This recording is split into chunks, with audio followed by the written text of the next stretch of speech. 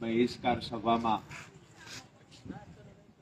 જે કોઈ મિત્રો પધાર્યા છે, મોટી સંખ્યામાં માતાઓ, બહેનો છે, યુવાનો છે, અહીંયા મંચસ પર બિરાજમાન સૌનો પરિચય ભાઈએ અમૃતભાઈએ આપ્યો, આપે સાંભળ્યા વિક્રમભાઈ, કમલેશભાઈ, અમારી ટીમ પણ અહીંયા વિશાલભાઈ હોય, ભાઈ છે યુસુફભાઈ, સતીશભાઈ સહિત ટીમ પણ અહીંયા ઉપસ્થિત છે. ત્યારે આ સ્માર્ટ મીટર બહિષ્કારની લડાઈમાં સહભાગી થવા માટે પધારેલા તમામનું હું રાજુ કરપડા હૃદયથી સ્વાગત કરું છું.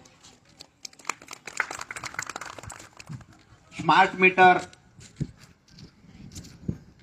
સુરેન્દ્રનગરમાં છેલ્લા 15 દિવસથી એક ખૂબ મહત્વનો ચર્ચાનો વિષય બન્યો છે. આપણે ટીવી મીડિયામાં જોઈતા કે સુરતની અંદર દેકારો થયો સ્માર્ટ મીટરનો, બરોડાની અંદર થયો આજથી 3 વર્ષ પહેલા, ઉત્તર પ્રદેશની અંદર અને બિહારમાં સ્માર્ટ મીટરના દેકારા થતા હતા. નેશનલ ન્યૂઝ જે જોતા હોય એને ધ્યાને આવી હશે વાત. પણ આ વાત જ્યારે બીજા રાજ્યની અંદર સ્માર્ટ મીટરનો દેકારો થતો ત્યારે એનાથી આપણને કોઈ અસર નહોતી થતી, એટલે સ્માર્ટ મીટર મુદ્દે આપણે લડતા નહોતા. જ્યારે અધર જિલ્લામાં, ગુજરાતમાં જ બીજા કોઈ જિલ્લામાં શરૂઆત થઈ એટલે થોડો ડર લાગ્યો, પણ આપણે લડાઈની શરૂઆત ન કરી. વાત હવે ત્યાં પહોંચી કે આ રેલો આપણા ઘર સુધી આવ્યો એટલે આપણે સુરેન્દ્રનગરમાં શેરીએ શેરીએ, મહોલ્લે મહોલ્લે, સોસાયટીએ સોસાયટીએ જાગવાના પ્રયત્ન કર્યા. હજુ જે વિસ્તારમાં, જે ઘરમાં સ્માર્ટ મીટર લાગ્યું છે એ વિસ્તારના લોકોમાં સ્માર્ટ મીટરની વિરુદ્ધમાં લડી લેવા માટે મક્કમ છે. જે લોકો ત્યાં નથી લાગ્યું એને એટલી બધી હજુ પીડા નથી. આ વાસ્તવિકતા છે. હા, એક ખરું કે ઉત્સાહ સાથે લોકો નીકળે છે, બધાને એ ખબર છે કે સ્માર્ટ મીટર જો આપણા ઘરે આવશે તો આપણા માટે આવનાર સમય ખૂબ કઠિન થવાનો, આ બધા જાણે છે. એટલે અમારો આગ્રહ ભાઈ કમલેશભાઈ, વિક્રમભાઈ, અમૃતભાઈ અને અમારી આખી ટીમ, અમારો આગ્રહ એ છે, જ્યારે અમે આની શરૂઆત કરેલી પહેલી ચર્ચા અમે મહેતા માર્કેટમાં વિશાલ ફૂટવેર દુકાન ભાઈની, કમલેશભાઈની છે, ત્યાં અમે મળ્યા અને આ વિષયને લઈને ચર્ચા કરી કે સુરેન્દ્રનગરની અંદર સ્માર્ટ મીટરની શરૂઆત થઈ ગઈ છે. આવી રીતે સ્માર્ટ મીટરમાં ભૂતકાળમાં જે બીજા રાજ્યમાં લાગવાના ચાલુ થયા, આજથી 3 વર્ષ પહેલા વિક્રમભાઈ સ્માર્ટ મીટરની શરૂઆત જ્યારે થયેલી ત્યારે ઉત્તર પ્રદેશમાં એક સાથે 4558 મીટર એટલે 4558 મીટર પહેલા જ રાઉન્ડમાં એવા બહાર આવ્યા હતા કે 3 ગણી ઝડપે ફરતા હતા. એના જે નેશનલ રિપોર્ટો આવ્યા, લેબોરેટરી ટેસ્ટિંગ થયા, એમાં પણ ખુલીને બહાર આવ્યું છે 3 ગણી ઝડપે આ મીટરો ફરતા. પણ જે રિપોર્ટો બહાર આવ્યા એટલે કે લેબોરેટરી ટેસ્ટિંગ કરવામાં આવ્યું એ ગ્રાહકોએ અને ત્યાંની એનજીઓ સંસ્થાએ સાથે મળી અને લેબોરેટરી ટેસ્ટિંગ કરાવ્યું, કંપનીએ નથી કરાવ્યું. વાત મારી એ છે કે સ્માર્ટ મીટરની અંદર જ્યારે પણ વધારાનું બિલ આવશે, ભાઈએ વાત કરી, દાદા આવો, આ બાજુ આવો, દર 2 મહિને, શું નામ છે આપનું? રાજુભાઈ શાહ. મિત્રો, ખૂબ ગંભીરતાથી સમજવા જેવી બાબત છે. અને આજે તો મને કમલેશભાઈ નવાઈ એ લાગે છે કે મોટી સંખ્યામાં બહેનો જોડાયા છે એટલે હવે દેખાય છે કે આંદોલન ખરેખર જામવાનું છે. જ્યારે બહેનો નીકળે એટલે સમજવાનું આંદોલન જામે. ગુજરાતમાં ક્યારે ક્યારે આંદોલનો જામ્યા છે એની પણ ટૂંકી વાત કરીશું. ભાઈ રાજુભાઈ, જે દર 2 મહિને, રાજુભાઈ કેટલું બિલ આવતું તમારે? 1600 થી 2200. દર 2 મહિને રાજુભાઈને 1600 થી 2200 રૂપિયાનું બિલ આવતું. કેટલા દિવસ ત્યાં સ્માર્ટ મીટર લાગ્યું એને? અચ્છા, રાજુભાઈનું મીટર 15 તારીખે લાગ્યું, આજ 27 તારીખ થઈ. અહીંયા જે આંકડા છે એ એવરેજ 110-15 રૂપિયાના રોજના આંકડા છે, 125 રૂપિયા સુધીના. તમે કેલ્ક્યુલેશન કર્યું હશે રાજુભાઈ, દર મહિને કેટલું બિલ આવશે એવું લાગ્યું?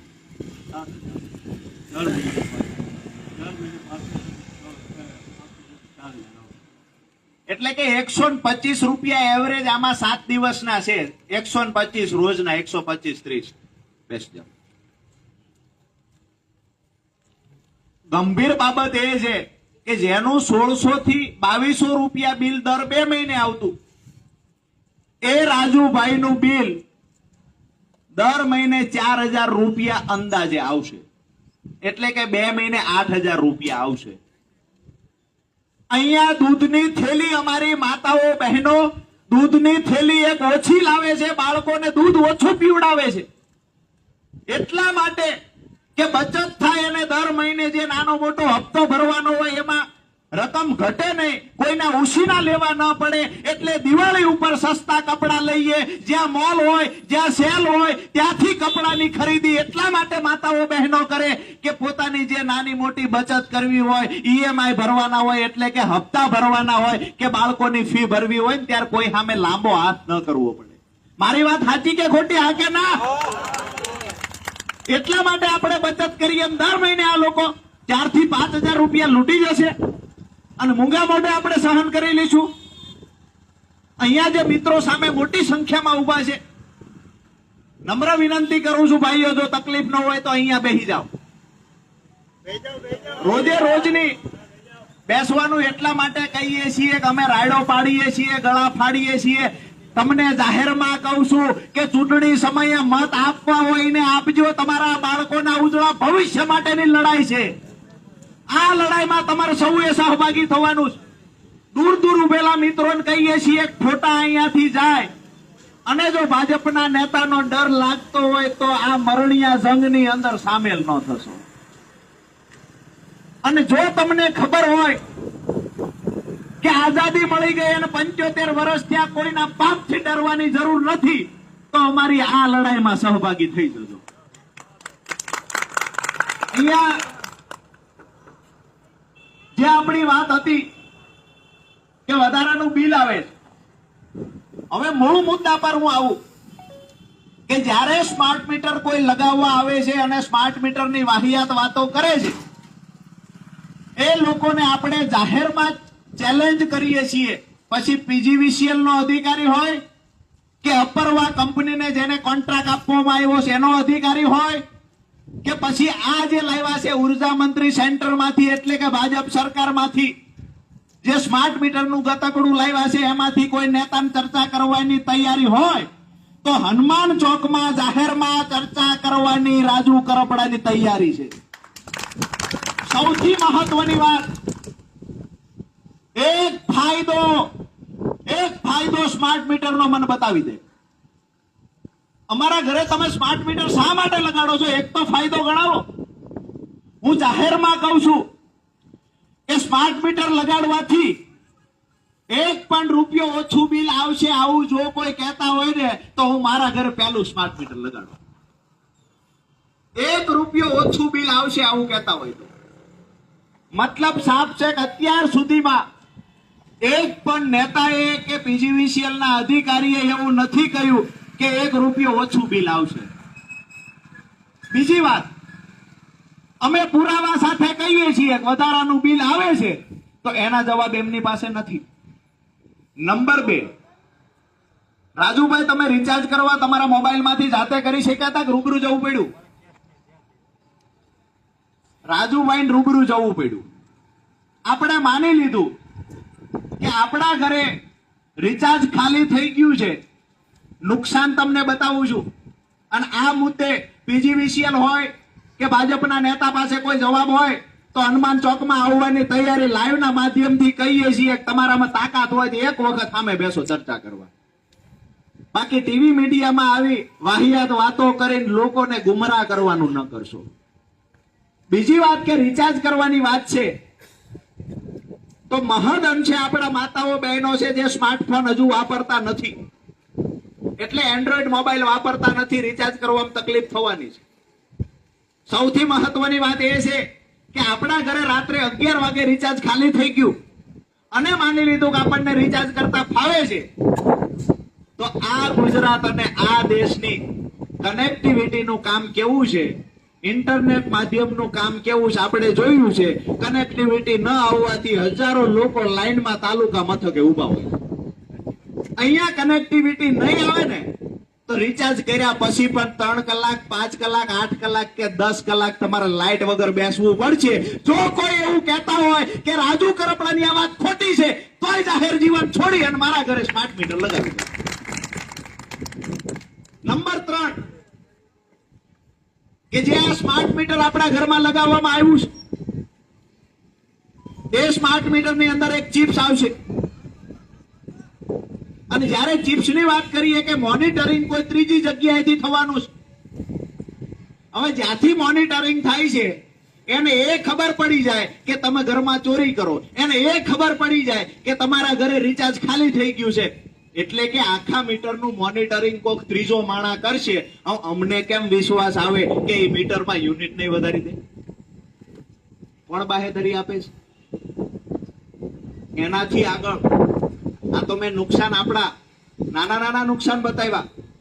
એનાથી મોટું નુકસાન કે આગામી સમયમાં પીજીવીસીએલ ના કર્મચારીઓ જે મીટર લગાવવા આવે છે એ પણ અમારી ઓફિસે મળવા આવે છે. એ અધિકારીઓની પણ મર્યાદા અને પીડા છે કે આવનાર સમયમાં તમારા ઘરે જે રીડિંગ કરવા વ્યક્તિ આવે છે એની રોજી રોટી રીડિંગ કરવા કોઈ અમિતભાઈ નો દીકરો નથી આવવાનો. રીડિંગ કરવા ભૂપેન્દ્રભાઈ નો સીઆર પાટીલ નો દીકરો નથી આવવાનો. રીડિંગ કરવા માટે આપણા સામાન્ય મધ્યમ પરિવાર અને ગરીબ પરિવારના આપણા દીકરાઓને જે નાની મોટી રોજી મળી રહેતી, એટલે કે નાની મોટી નોકરી મળતી હતી, રીડિંગ કરવા કોન્ટ્રાક્ટ બેઝ પર જતા હતા, આ એક જ ઝાટકે એ લોકોની નોકરી છીનવી લેવાનું કામ થાય છે. એટલે કે એ લોકોની નોકરી છીનવાઈ જશે. ત્યાર પછી જે ગવર્મેન્ટમાં બેઠેલા કાયમી સરકારી નોકરિયાત છે એ જો હરખાતા હોય તો સેકન્ડ રાઉન્ડ એ લોકોનો છે. સેકન્ડ રાઉન્ડ એ લોકોનો છે. આ વીજ કંપનીનું ખાનગીકરણ થઈ જવાનું છે. વિક્રમભાઈએ વાત કરી, કમલેશભાઈ અમૃતભાઈએ વાત કરી એ મુજબ ઉર્જા મંત્રીએ જાહેરમાં સ્વીકાર્યું છે કે રાતના યુનિટ અને દિવસના યુનિટમાં ભાવમાં તફાવત આવશે. એટલે કે રાત્રિના યુનિટનો ભાવ વધારે હશે, દિવસના યુનિટનો રેગ્યુલર અત્યારે ચાલે છે ભાવ હશે, આવું એ લોકો કહે છે. હવે આ વાત થઈ યુનિટની. હવે એની અંદર એનર્જી ચાર્જ ને ફલાણા લોકડા ઢીકડા આવા ઘણા બધા બીજા ચાર્જ ચડાવે છે. આજે તમારા ઘરમાં કોઈ ત્યાંથી બિલ લઈ આવો, યુનિટનો ભાવ એવરેજ 7 રૂપિયા ઉપર પડતર થતો હશે, કારણ કે અલગ અલગ ચાર્જીસ લગાવે છે. હવે જયારે વાત કરીએ ખાનગી કંપની આમાં ઇન્વોલ્વ થશે એટલે કે પરિસ્થિતિ એવી થશે. બીએસએનએલ માં આજે કોઈને નોકરી મળે છે ખરા? બીએસએનએલ માં નવી ભરતી થાય છે? નથી થતી, કારણ કે ટેલિકોમ ક્ષેત્રમાં ખાનગી કંપનીઓ આવી ગઈ. એ જ પરિસ્થિતિ અહીંયા થવાની છે. આપણો આ વિભાગ છે પીજીવીસીએલ ના, આપણે ગ્રાહક છીએ. એક સમય એવો આવશે કે ખાનગીકરણ આખા દેશમાં ગુજરાતમાં થઈ જશે. એમના જે મળતિયાઓ છે જેને દેશ લૂંટાવવા માટે આ સરકારે તિજોરીના તાળા ખોલી દીધા છે, ચાવી એમના હાથમાં આપી દીધી છે, એવા લોકોએ અત્યારથી પ્રોજેક્ટ સ્થાપવાના ગુજરાતમાં ચાલુ કરી દીધા છે.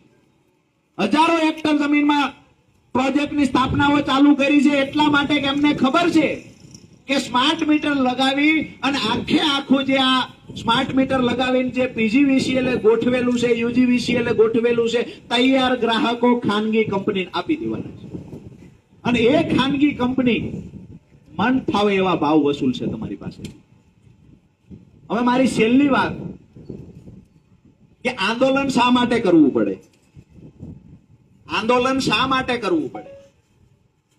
જ્યારે આપણી હક અને અધિકારની વસ્તુ, હક અને અધિકારથી જે આપણને મળેલું છે એ આપણી પાસેથી કોઈ છીનવવાના પ્રયત્ન કરે ત્યારે એની સામે જે રજૂઆત કરવી, એની સામે જે લડવું, એનું નામ આંદોલન.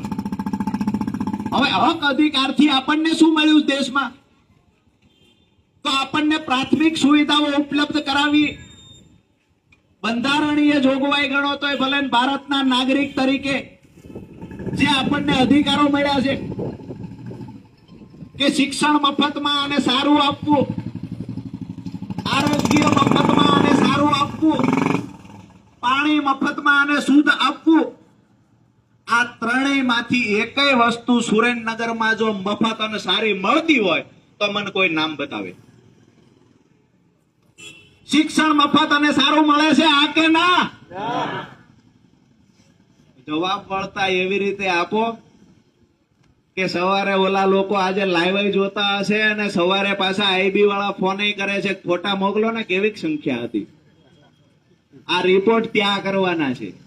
તમે એવું નહીં માનતા કે અહીંયા બેઠેલા લોકો જ આપણી આ મીટિંગ ને નિહાળે છે. આપણી આ મીટિંગ ના એક એક ડેટા ઉપર સેન્ટર સુધી પહોંચે છે. આપણી આ મીટિંગોમાં જેટલી જમાવટો થશે, જેટલી સંખ્યા વધશે, જેટલી આક્રમકતા વધશે, એટલું પરિણામ ઝડપથી મળવાનું છે. તો તમને કહીએ છીએ કે શિક્ષણ મફતમાં સારું મળે છે, આ કે ના? આરોગ્ય મફતમાં સારું મળે છે, આ કે ના? પાણી મફતમાં અને શુદ્ધ ઘરે જોઈએ એટલું મળે છે, આ કે ના? પાણી નથી આ સરકાર અપાવી શકી, શિક્ષણ નથી અપાવી શકી, આરોગ્ય નથી અપાવી શકી. હવે જે વીજળીની વાત હતી, આમ પણ માંડ માંડ ઝટકે મળતી હતી, એ છીનવી લેવાની વાત છે. હવે અહીંયા અમુક ને મીટરો લાગ્યા છે, અમુક ને નથી લાગ્યા. લડાઈ બધાની ભેગી એટલા માટે છે કે આપણે અહીંયા આ ઘરમાં દાખલા તરીકે રાત્રે 1:30 વાગે ચોર આવ્યા ચોરી કરવા, અને અવાજ આવ્યો ચોર ચોર ચોર, એટલે આજુબાજુ વાળા બધા નીકળી જશે કે નહીં નીકળે? એના પાડોશી એની સાથે નહીં બોલતા હોય તો ચોરને પકડવા આવશે કે નહીં આવે? આ સ્માર્ટ મીટર ચોરનાય બાપ છે. જેના ઘરે લાગ્યું એ તો ખરા જ, એ અવાજ પાડે છે ચોર ચોર ચોર. તમારી ને મારી જવાબદારી બને છે કે એને પકડી લ્યો. એટલે સ્માર્ટ મીટર નવા એક પણ ઘરે આપણે નહીં લાગવા દઈએ. આ પ્રતિજ્ઞા લઈને આજે ઉભું થવાનું છે. અમારી લડાઈ લાગી ગયું એને કઢાવશું દાદા, ઉતાવળ ન કરો. બધું આ એના હાટું જ છે. દાદા કે લાગી ગયું એનું શું એમ?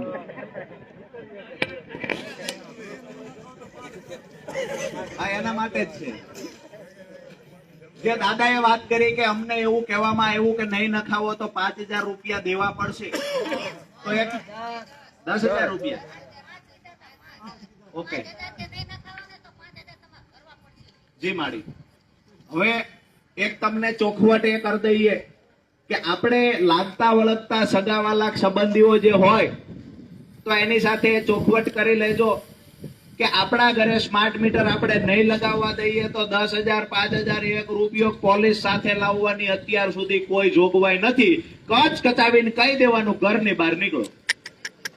કોઈ તમને પરાણે એવું કે 5,000, 10,000 દંડ થશે તો અમારી ટીમનો નંબર અમે અહીંયા દેતા જઈએ છીએ, અમને ફોન કરજો. અમારા અમે 4 વ્યક્તિમાંથી એકાદો વ્યક્તિ તમારી વચ્ચે હાજર રહેશું ને એની ખાતરી પણ આપતા જઈએ છીએ. માત્ર વાતો કરવા નથી આવ્યા.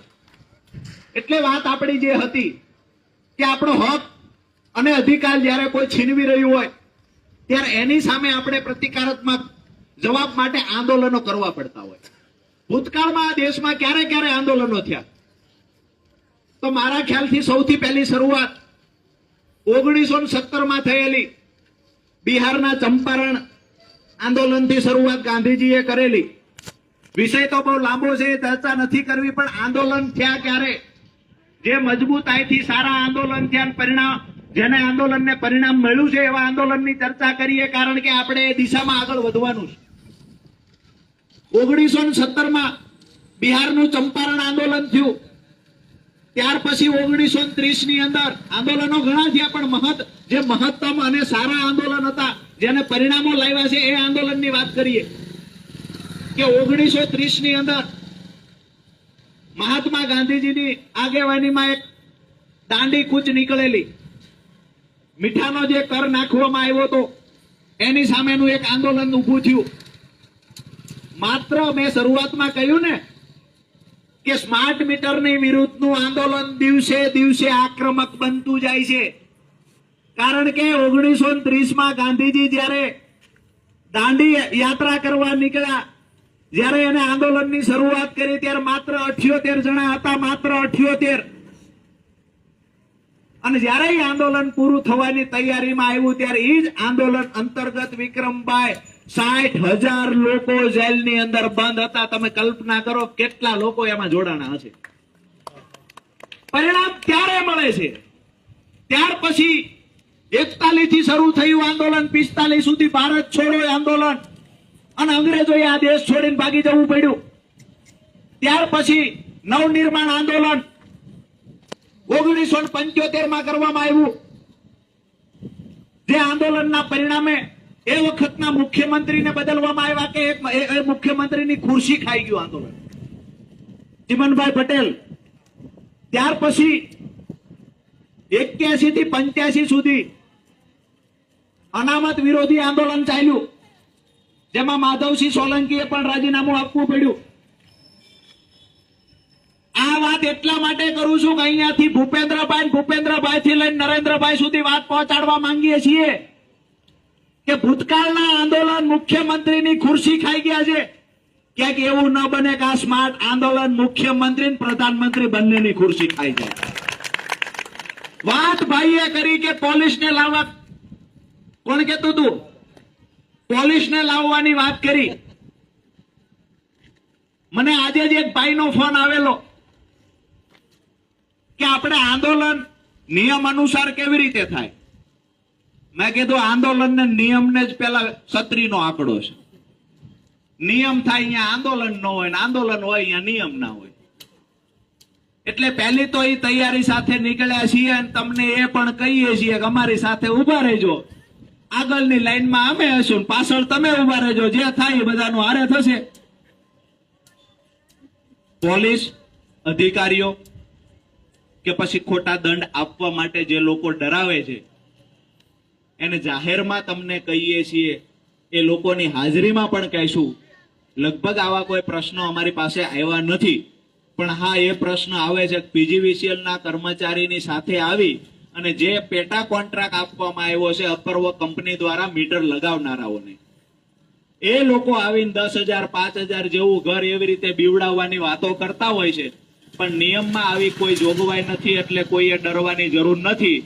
અત્યારે સીધી વાત છે કે સ્માર્ટ મીટર અમારા ઘરે લગાવવા દેવાનું નથી, અને આવનાર સમયમાં સ્માર્ટ મીટર જ્યાં જ્યાં લાગ્યા છે એની વિરુદ્ધમાં આપણી લડવાની તૈયારી છે. પરિણામ શું મળશે એ ખબર નથી. હું દરેક સભામાં કહું છું કે અમે 4 જણાએ નક્કી કર્યું છે કે પરિણામ જે મળે આપણે નક્કી કર્યું છે કે યા હોમ કરીને કૂદી પડ્યા છીએ. હવે હામા કાંઠે કાં તો અમે પહોંચી જઈશું અને કાં તો રસ્તામાં ડૂબી જઈશું. એક વાતની ખાતરી આપવા આવ્યા છીએ કે આમાં ક્યાંય પાછી પાની અમે નથી કરવાની.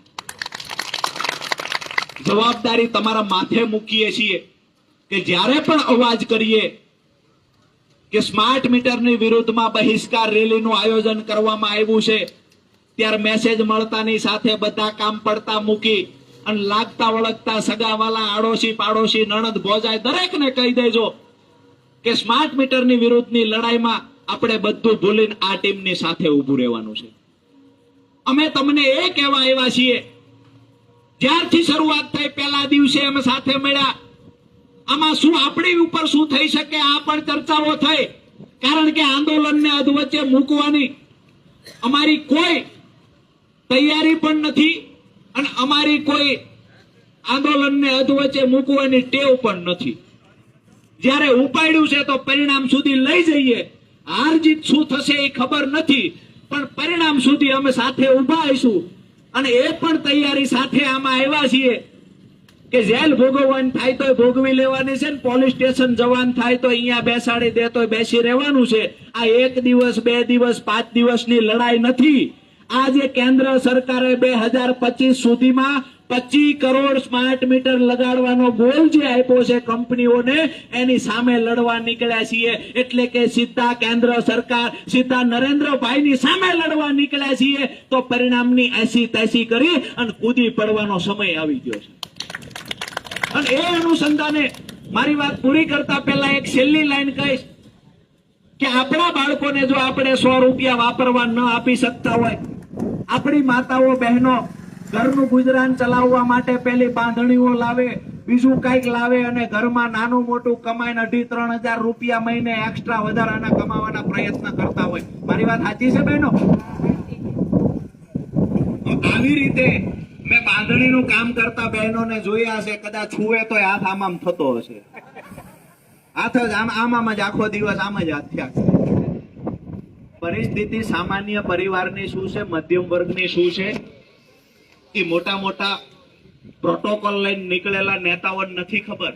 જે લીલનના કપડા પહેરી અને મોટા મોટા કાફલા સાથે નીકળેલા નેતાઓ જે છે, કે જેને મોટો પ્રોટોકોલ હોય છે, સામાન્ય પરિવારની શું પરિસ્થિતિ છે આ જેને ભાન નથી, એ લોકો આપણી પીડા નહીં સમજી શકે. આપણી પીડા આપણે જ સમજવાની છે ને આપણે જ લડવાની છે. જે આપણા સંતાનને આપણે વાપરવા પૈસા નથી આપી શકતા, આપણા ઘરમાં બજેટ ખોરવાય નહીં એટલા માટે આપણી માતાઓ બહેનો 2,500-3,000 રૂપિયાનું આખો દિવસ મહેનત કરી અને મહિને કમાય છે, કારણ કે ઘરનું પૂરું નથી પડતું. તો આ સમયે આપણા ઘરેથી 3-4 હજાર કોક વધારાના લઈ જાય તો આપણે પોસાય ખરું? અને સૌથી મોટી વાત છે કે અમને 1 રૂપિયાનો ફાયદો નથી, ભરાણે શું કામ અમારે ઘરે લાવો છો મીટર? બરાબર છે, સીધી વાત છે. અને જે પેલા લોકો, રાજકીય વાત આપણે નથી કરવી, પણ પેલા લોકો મત માંગવા આવતા હતા એને પણ કહેજો ઉભા રાખીને કે આ અમારા ઘરમાં ગતકડા પૂરી દીધા છે, આને કાઢવાનું કઈક કરો. અથવા તો અમે લડીએ છીએ, બિન રાજકીય રીતે લડીએ છીએ અને અમે દરેક લોકોને કહીએ છીએ કે અમારી ભેગા ઉભા રહી જાઓ. એટલે આ છે એ આખા સુરેન્દ્રનગર અત્યારે એક પરિવાર બન્યો છે. સ્માર્ટ મીટરના નામે આખું સુરેન્દ્રનગર સંગઠિત થવાનું છે. શેરીએ મહોલ્લે સોસાયટીથી એક જ અવાજ આવે છે, સ્માર્ટ મીટર હટાવો. હું અહીંયા પણ તમને એક સૂત્રોચ્ચાર સાથે આપણી વાત પૂરી કરીશું. હું બોલું છું સ્માર્ટ મીટર, તમારે બોલવાનું છે હટાવો. જોરથી એવો નારો બોલાવવાનો છે ને અહીંયાથી મને ખાતરી આપવાની છે, અમારી ટીમને ખાતરી આપવાની છે. પહેલા તો મને એ કહો કે આટલી વાત કર્યા પછી અમે તમારી પાસેથી અપેક્ષા રાખીએ કે જે દિવસે 1 વાર 2 વાર 3 વાર અમે 5 વખત તમને બોલાવીશું, રેલી કરવાની, ધરણા કરવાના, પ્રોટેસ્ટ કરવાનું છે, તમારી આવવાની તૈયારી તો છે ને? હા કે ના? ઉત્સાહ તો દેખાય છે. એમાં જેના ઘરે લાગ્યા છે ને એનો ઉત્સાહ વધારે છે. પાછળ વાળા ભાઈઓ હજી નથી લાગ્યા? હા, દેખાય છે. કઈ વાંધો નહીં, આજ નહીં તો કાલ તમારો વારો છે, એટલે તૈયારી ભાઈઓ ચડાવીને તૈયારી રાખજો કે લડવાનું છે આપણે બધા સાથે મળી. જો રાવણનગર, રતનપર, 80 ફૂટ રોડ, નવરંગ કે પછી દાડમિલ હોય, આખું સુરેન્દ્રનગર એક સમય એવો આવશે, હું તો એવું કહું છું વિક્રમભાઈ, કમલેશભાઈ, અમૃતભાઈ, કે આપણે ઉલટાનો સરકારનો આભાર માનવો પડશે એટલા માટે કે આખા સુરેન્દ્રનગરને એક પ્લેટફોર્મ પર લાવી દેવાનું કામ પણ આ સ્માર્ટ મીટર કરશે. લડાઈ સાથે મળીને લડીશું. 2 હાથ ઊંચા કરી, મુઠ્ઠી બંધ કરી અને જોરથી એક નારો બોલાવવાનો છે, smart meter! Smart meter! Smart meter! Bharat માતા કી વંદે વંદે જય જવાન! આપ સૌએ ખૂબ લાંબો સમય સાંભળ્યો. આમ પણ મૂળી તાલુકાના અંતરિયાળ ગામડાઓમાં તો આવવામાં મોડું થયું, એટલે એક તો રાહ જોવી પડી. મોટી સંખ્યામાં માતાઓ, બહેનો, વડીલો, યુવાનો આપ સૌ ઉપસ્થિત રહ્યા. આપ સૌનો ફરી વખત હૃદયપૂર્વક આભાર માનું છું. અહીંયા આયોજક ટીમ ભાઈ કમલેશભાઈની સાથે જે મિત્રો આયોજક હતા એનો પણ આભાર માનું છું. જે રાજુભાઈ લૂંટાઈ ગયા છે એને બતાવ્યું મારું ખિસ્સું કપાઈ ગયું છે, એનો આભાર માનું છું. ખૂબ તમામ મિત્રોનો ફરી વખત આભાર.